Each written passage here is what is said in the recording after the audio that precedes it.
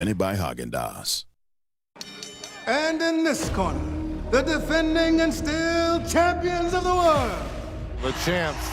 They've been hearing it all. That the Spurs had their number. Isn't that what you want in the heavyweight fight, Red? Oh, yeah. Oh, my goodness! We're talking about body blow upon body blow between these two teams. Unshaken, unbeatable, unthinkable. They respect each other, but they don't like each other. Hand in his arm. Oh! Bucks his arm, and he scored anyway! Game number 5 to the Thunder. 1 win from a return to the finals. And an epic Game 6 awaits us. It all goes down tonight. Game 6, it's win or go home for Victor Wembanyama and the San Antonio Spurs.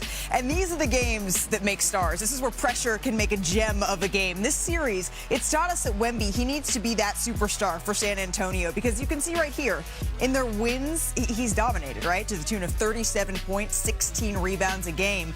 But in losses, those numbers have dropped to 22-9. He will need to be exceptional to force a Game 7 against the Thunder, who are now just 1 win away from their second straight finals appearance. And in this era of parity, the last team to do that, remember, it was the Warriors, who made 5 straight between 2015 and 2019. And health has just been such a huge factor in this series. So for more on the health of the Stars in Game 6, we say hello to our senior insider, Shams Charania. Shams, what can you tell us about the likelihood that Jalen Williams is going to be available for this game?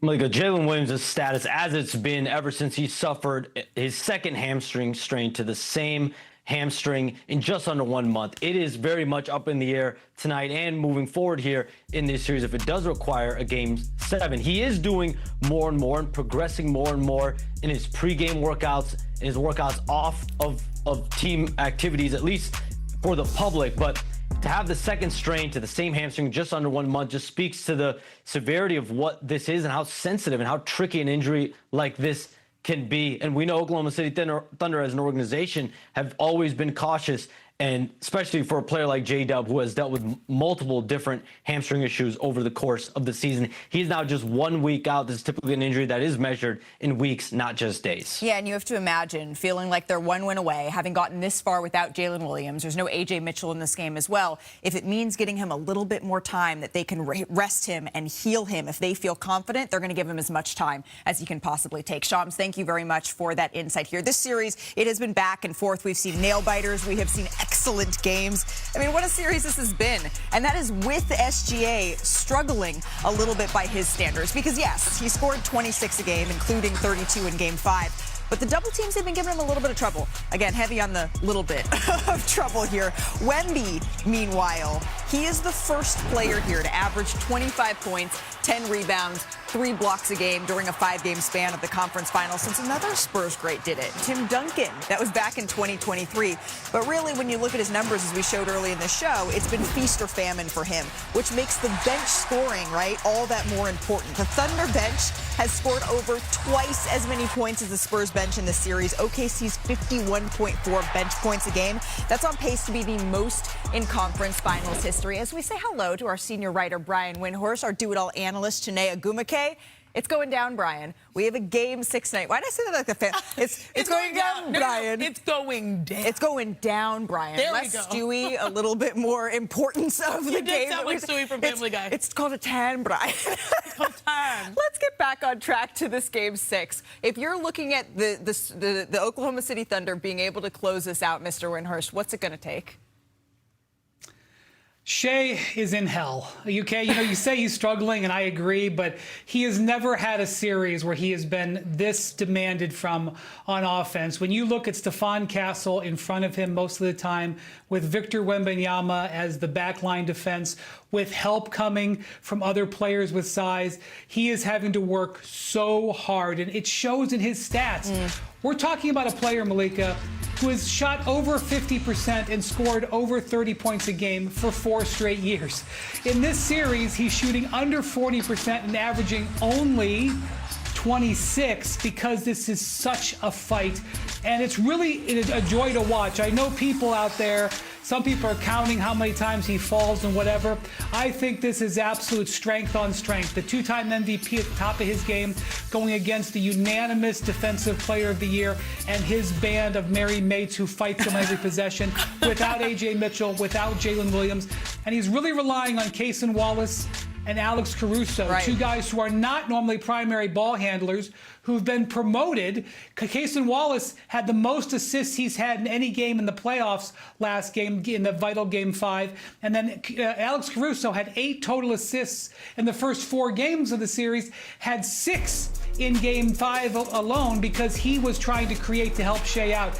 It is taking a village to beat this powerful Spurs defense. What's interesting, Wendy, is that last year in their path to the NBA Finals and winning a championship, we saw that Shea's going to get to his numbers. He's going to be the MVP. He's going to be the top dog. But J-Dub emerged as a certified number 2 option, averaging over 20 points in that series versus the Indiana Pacers. He won them Game 5. Exactly, completely. And different players, that's a perfect segue, have won them games, albeit role players playing like all-stars in the moments that demand it.